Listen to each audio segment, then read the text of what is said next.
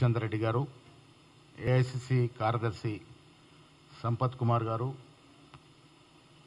జిల్లా కాంగ్రెస్ అధ్యక్షులు రోహిన్ రెడ్డి గారు, మా NUDA chairman Keshavenu, fisheries department chairman మెట్టు సాయి, ఉపాధ్యక్షులు కైలాస్ గారు, అమిత్ రెడ్డి గారు, డైరీ చైర్మన్ గారు. రేపు కాంగ్రెస్ పార్టీ ఏఐసిసి అధ్యక్షులు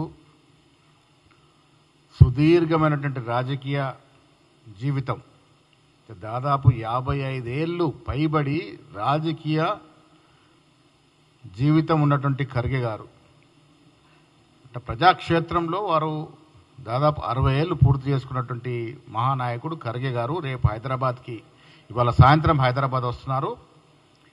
రేపు ఉదయం పొలిటికల్ అఫైర్స్ కమిటీ గాంధీ భవన్లో పొలిటికల్ అఫైర్స్ కమిటీ సమావేశం అవుతారు. ఆ తర్వాత మా ఉపాధ్యక్షులు, ప్రధాన కార్యదర్శులు, ఫ్రంటల్ డిపార్ట్మెంట్ చైర్మన్స్తో సమావేశం అవుతారు. సాయంత్రం 3 గంటలకి లాల్బాగ్ స్టేడియంలో జరిగే ఒక వినూత్నమైన కార్యక్రమం, ఏఐసిసి అధ్యక్షులు నేరుగా గ్రామ కాంగ్రెస్ కమిటీ అధ్యక్షులను ఉద్దేశించి సంబోధిస్తారు. దాంట్లో దాదాపు 12,500 గ్రామ కాంగ్రెస్ అధ్యక్షులు, మండల కాంగ్రెస్ అధ్యక్షులు, బ్లాక్ కాంగ్రెస్ అధ్యక్షులు, జిల్లా కాంగ్రెస్ కమిటీ అధ్యక్షులతో పాటు జిల్లా కార్యవర్గాలు, మండల కార్యవర్గాలు, ఎమ్మెల్యేలు, ఎమ్మెల్సీలు, ఎంపీలు, మంత్రులు అందరూ దాదాపుగా 40,000కి పైగా రేపు నిజమైనటువంటి కాంగ్రెస్ కార్యకర్తల యొక్క సమ్మేళనం రేపు లాల్బాగ్ స్టేడియంలో. కాంగ్రెస్ పార్టీ అందరి పార్టీ. ఈ రాష్ట్రంలో జై బాపు, జై భీమ్, జై సంవిధాన్ కార్యక్రమం 6 మాసాలుగా విజయవంతంగా జరిగింది. కాంగ్రెస్ పార్టీ అన్ని వర్గాలకి, అన్ని ప్రాంతాలకి, అన్ని కులాలకి సమన్యాయం చేసే పార్టీగా ఇవాళ సమన్యాయం చేస్తున్న తరిమిల ఈ సమావేశం పేరు కూడా మా రేపు సమావేశం జరిగేటటువంటి పేరు కూడా సామాజిక న్యాయ సమరబేరి పేరిట, సామాజిక న్యాయ సమరబేరి పేరిట జిల్లా కాంగ్రెస్ కమిటీ అధ్యక్షుల్ని వారు సంబోధిస్తారు. ఈ కార్యక్రమంలో గ్రామ కమిటీ అధ్యక్షుల్ని సంబోధిస్తారు. గ్రామ కమిటీ అధ్యక్షులు కొందరు ప్రసంగిస్తారు, వారు ఆలోచన చెప్తారు. జిల్లా కాంగ్రెస్ కమిటీ అధ్యక్షులు కొందరు మాట్లాడతారు. ఆ తర్వాత ముఖ్యమంత్రి గారు, డిప్యూటీ ముఖ్యమంత్రి గారు, మా ఇన్ఛార్జ్ మీనాక్షి గారు, వీరి తర్వాత ఖర్గే గారు మాట్లాడతారు. ఇది ఈ దేశంలోనే మొట్టమొదటిసారిగా మేము గ్రామ కమిటీ అధ్యక్షుల్ని పిలిచి ఏఐసిసి అధ్యక్షుల ద్వారా సందేశం ఇప్పిస్తున్నటువంటి కార్యక్రమం. వారితో పాటు అన్ని లెవెల్లో ఉండే కార్యకర్తలు దాదాపు 40,000 మంది రేపు హైదరాబాద్లో ఈ సమావేశంలో పాల్గొంటారు. ఈ కార్యక్రమాన్ని విజయవంతం చేసే దిశలో మా ఇన్ఛార్జ్ మంత్రులంతా కూడా ఇవాళ వారి వారి జిల్లాల్లో పర్యవేక్షిస్తూ ఉన్నారు. మా జిల్లా కాంగ్రెస్ కమిటీ అధ్యక్షులు, ఎమ్మెల్యేలు, కాంటెస్ట్కి అందరూ కూడా పర్యవేక్షిస్తూ ఉన్నారు. ప్రతి కాన్స్టిట్యున్సీకి 500 మంది మా క్యాడర్ రేపు హైదరాబాద్కు వస్తూ ఉన్నారు. ఇది రేపటి కార్యక్రమం. ఇంకా విచిత్రం ఏంటంటే కవిత గారు వాళ్ళేదో లేటరు సంధిస్తున్నట్టు నేను ఏదో పేపర్లో చూస్తూ ఉన్నాను, లేఖ రాశారు. బీఆర్ఎస్ నాయకురాలుగా రాశారా లేక జాగృతి నాయకురాలుగా రాశారా అది స్పష్టత లేదు. రెండవది, కవిత గారు బీసీల గురించి ఖర్గే గారికి లెటర్ రాయడం అంటే నవ్వి పోదురుగాక నాకేమి సిగ్గు అన్న చందనంగా ఉంది. 10 ఏళ్ళు అధికారులు ఉన్నారు. ఏ ఒక్క బీసీకి ఏం ఎలగబెట్టారమ్మా మీరు? స్థానిక సంస్థల్లో ఉన్నటువంటి రిజర్వేషన్ని 21% తగ్గించింది మీరు, మీ నాయన కాదా? గొర్రెలు బర్రెల పేరిట స్కాములు చేసి డబ్బులు దండుకుంది మీరు, మీ కుటుంబం కాదా? 10 ఏళ్ళు అధికారులు ఉన్నప్పుడు నువ్వు ఎంపీగా ఉన్నావు, ఎమ్మెల్సీగా ఉన్నావు, జాగృతి అధ్యక్షురాలుగా ఉన్నావు. మీ ద్వారా నేను వారిని అడుగుతాను, ఒక్క ప్రెస్ కట్టింగ్ కానీ ఒక వీడియో కానీ చూపించగలుగుతారా? ఆవిడ బీసీల గురించి మాట్లాడినట్టు మాట. మీ ద్వారా వారికి ఛాలెంజ్ చేస్తా. ఒక్క ప్రెస్ క్లిప్పింగ్ ఆనాడు ఆవిడ కవిత గారు ఎంపీగా, జాగృత అధ్యక్షురాలుగా, తర్వాత ఎమ్మెల్సీగా ఉండి బీసీల గురించి ఏదైనా ఒక మాట మాట్లాడినారా మీరు?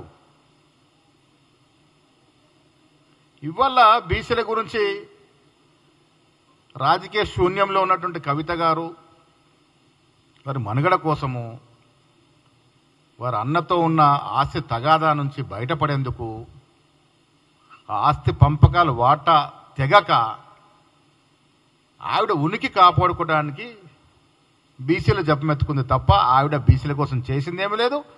ఆవిడ గారికి బీసీల గురించి మాట్లాడే అర్హత లేదు. ఇలా కాంగ్రెస్ పార్టీ గురించి ఆవిడ బీసీల విషయం మాట్లాడితే, yes we're the champions, SC ST BC మైనారిటీకి కాంగ్రెస్ పార్టీయే అండా. ఎందుకు చెప్తా ఉన్నానే మాట? ఎన్నికలకు ముందు మేము మాట ఇచ్చినాం. కామారెడ్డిలో డిక్లరేషన్ నేనే ప్రవేశపెట్టినాను. 42% రిజర్వేషన్ స్థానిక సంస్థలు ఇస్తామని ఇచ్చిన మాట, దానికి అదనంగా అధికారంలోకి వచ్చిన తర్వాత స్థానిక సంస్థలకి 40% రిజర్వేషన్ కాకుండా విద్యా ఉపాధి కూడా చట్టం తీసుకొచ్చినాము. ఇది మా ఘనత. ఈ రాష్ట్రంలో రాహుల్ గాంధీ గారి యొక్క ఆకాంక్ష, రాహుల్ గాంధీ గారు తీసుకున్న నినాదాన్ని పరిపూర్ణంగా రేవంత్ రెడ్డి గారు పూర్తి చేశారు. కుల సర్వే చేశాము. 56% బీసీలు ఇక్కడ ఉన్నారని అఫీషియల్ డాక్యుమెంట్ ఇచ్చి ఆ డాక్యుమెంట్ కేంద్రానికి పంపించినాం. ఇది మా చిత్తశుద్ధి. ఆవిడ వాళ్ళు అంటా ఉంది, నేను బీసీల కోసం ఉద్యమం చేసినాను. మీకు ఎవరైనా గుర్తుందా ఆవిడ ఎక్కడుంది? మేము బీసీ చట్టం చేసినప్పుడు, రాష్ట్రంలో బిల్లులు చేసినప్పుడు ఎక్కడుంది ఆవిడ? ఏమైనా ఐడియా ఉందా మీకు? ఎక్కడుంది ఆవిడ? లిక్కర్ రాణి గారు జైల్లో ఊకలు లెక్క పెడతా కూర్చుంది.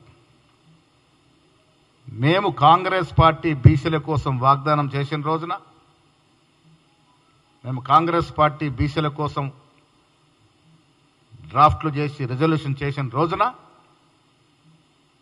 ఇక్కడ ఉద్యమం చేసి, ఎక్కడ ఉద్యమం చేసింది? జైల్లో చేసిందా? బీసీల కోసం తప్పించి ఉద్యమం చేసింది ఏ జైల్లో చేసిందో నాకు అర్థం అవ్వట్లేదు. ఎక్కడ చేసావమ్మా నువ్వు ఉద్యమం?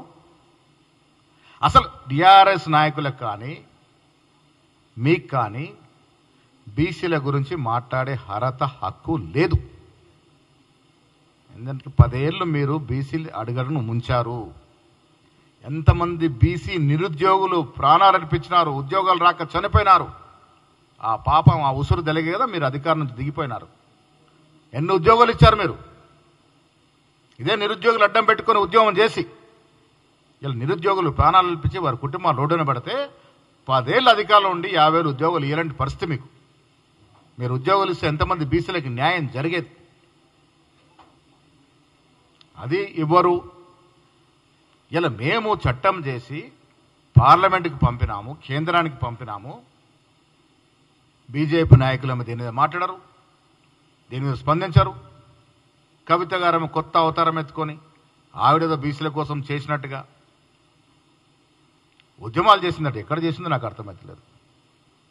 అంటే ఒక మహిళ ఉండి మొత్తం రాష్ట్రంలో 2014 నుంచి 2018 వరకు క్యాబినెట్లో ఒక మహిళ లేకుంటే ఆనాడు మాట్లాడే చాతకాని నువ్వు ఒక సాటి మహిళల గురించి ఎప్పుడైనా గలమెత్తినవా?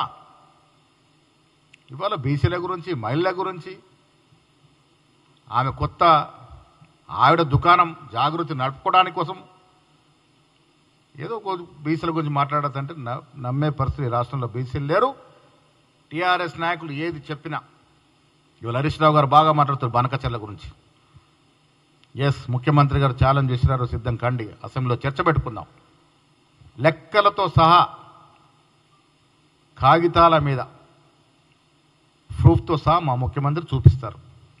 మీకు దమ్ము ధైర్యం లేక ఆనాడు కేసీఆర్, హరీష్ రావు కాదా మన వాటాని హక్కున పెట్టి కాలరాసింది. 2099కి సంతకం పెట్టింది మీరు కాదా?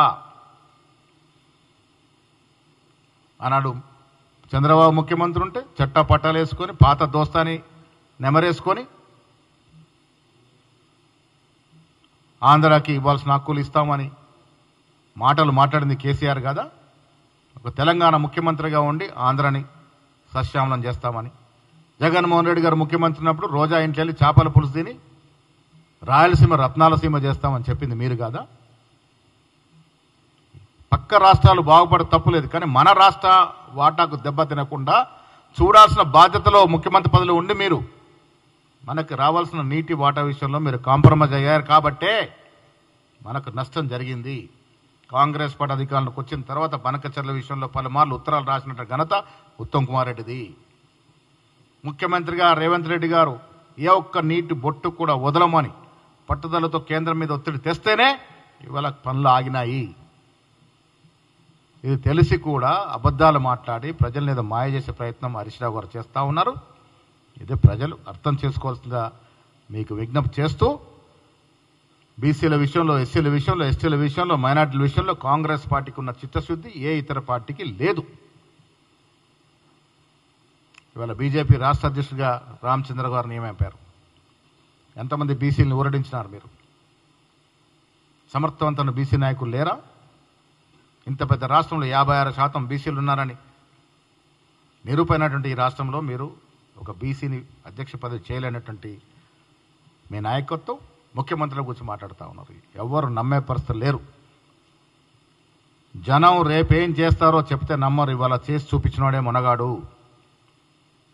ఇలా మేము డిప్యూటీ స్పీకర్ దళితుడికి ఇచ్చాం, డిప్యూటీ సీఎం స్పీకర్ పదవి దళితుడికి ఇచ్చాం, పీసీసీ పదవి బీసీకి ఇచ్చాం, 5కి అవకాశాలు ఇచ్చాం, ఎస్సీల్లో 3కి బీసీల్లో ఇచ్చాం, ట్రైబ్స్లో ఇచ్చాం, మైనార్టీకి ఇవ్వబోతా ఉన్నాం. పరిపూర్ణమైనటువంటి సామాజిక న్యాయం, సోషల్ ఇంజనీరింగ్ కాంగ్రెస్ పార్టీ వల్లే సాధ్యమవుతుంది. అఖిల భారత అధ్యక్షుడు ఎవరు? మాకు నాయకత్వం వహిస్తుంది ఎవరు? ఇవన్నీ కూడా సజావుగా సమన్వయం చేసే పార్టీ కాంగ్రెస్ పార్టీ. ఆ సమన్వయంలో భాగంగానే రేపు లాల్బాగ్ స్టేడియంలో తలపెట్టిన దాదాపు 40-45 వేల డెలిగేట్స్ మీటింగ్లో మా అధినాయకుడు ప్రసంగిస్తాడు. ఈ దేశంలో కాంగ్రెస్ పార్టీ సమన్వయం ఎలా చేస్తుందో, ఏ రకంగా మేము ముందుకు తీసుకెళ్తా ఉన్నామో రేపు సమావేశంలో అన్ని విషయాలుగా మాట్లాడుకుంటాం. Thank you.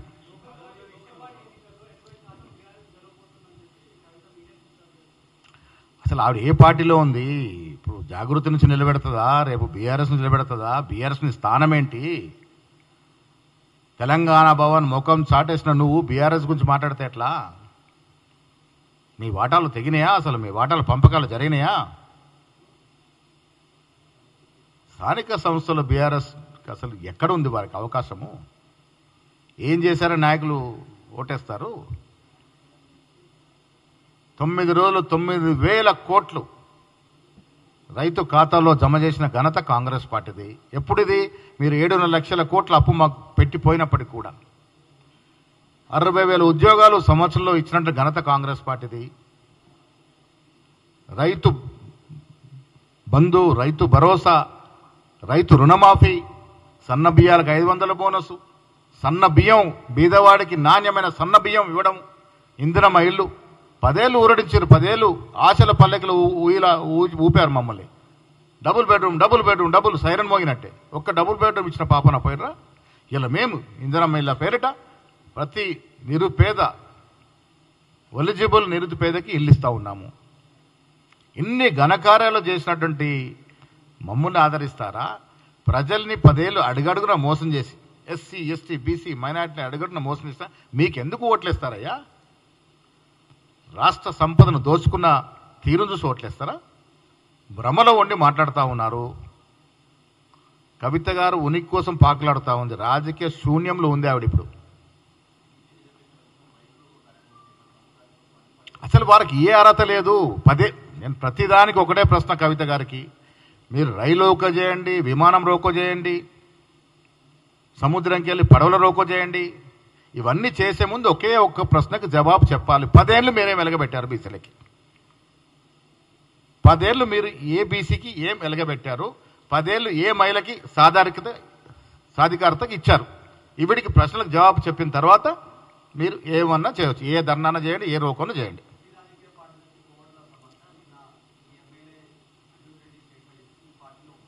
అనిరుద్ధ్ రెడ్డి ఇచ్చిన స్టేట్మెంట్ని తీవ్రంగా పరిగణిస్తూ ఉన్నాము. క్రమశిక్షణల విషయంలో ఎవ్వరికి కూడా వెసులుబాటు ఉండదు. ప్రతి పార్టీలో కోవట్లు ఉంటే ఉండొచ్చు, దానికి ఆధారాలు ఉండాలి కదా మాట్లాడే ముందు.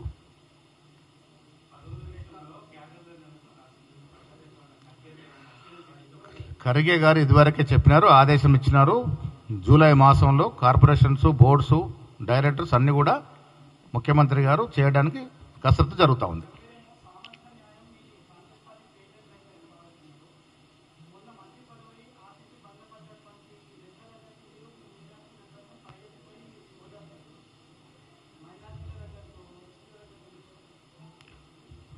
ఎస్టీలతో మాట్లాడినాము, నేనే స్వయంగా బాలనాయక్తో మాట్లాడినాను.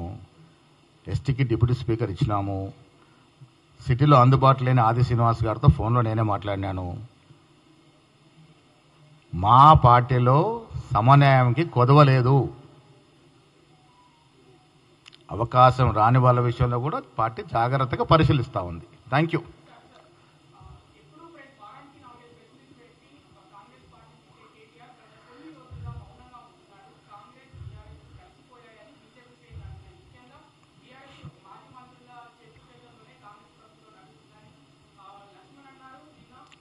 ఇప్పుడు చాలా సందర్భంలో మేము చెప్పాము, కేటీఆర్కి కేసీఆర్ ఫామ్ హౌస్ నుంచి డైరెక్షన్ వస్తే ఆ డైరెక్షన్ కిషన్ రెడ్డి గారికి పోద్ది. ఇది క్లియర్. 10 ఏళ్ళు కిషన్ రెడ్డి కేసీఆర్ కలిసి రాష్ట్రంలో రాజకీయాలు నడిపినారు. అడుగడుగునా కిషన్ రెడ్డి గారు మా ప్రాజెక్ట్ ఎందుకు అడ్డుకుంటా ఉన్నారు? కాంగ్రెస్కి పేరు వస్తే బీజేపీతో పాటు బీఆర్ఎస్ పార్టీ కూడా అయిపోతుందని.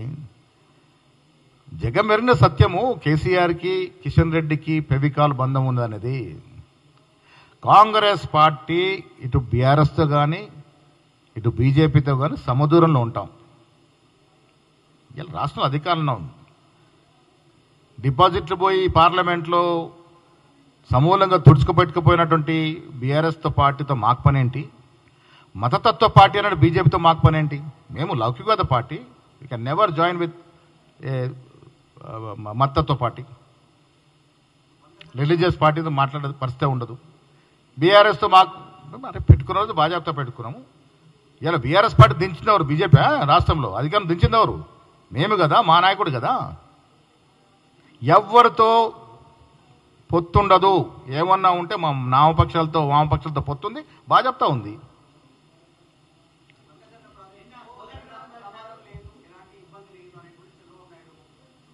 చంద్రబాబు ఏమన్నారా? ఆంధ్ర నాయకులు, ఇంజనీర్లు ఏం మాకు కాదు. మా వాటా విషయంలో ముఖ్యమంత్రి గారికి మాది ఒకే మాట, ఎక్కడో కాంప్రమైజ్ లేదు.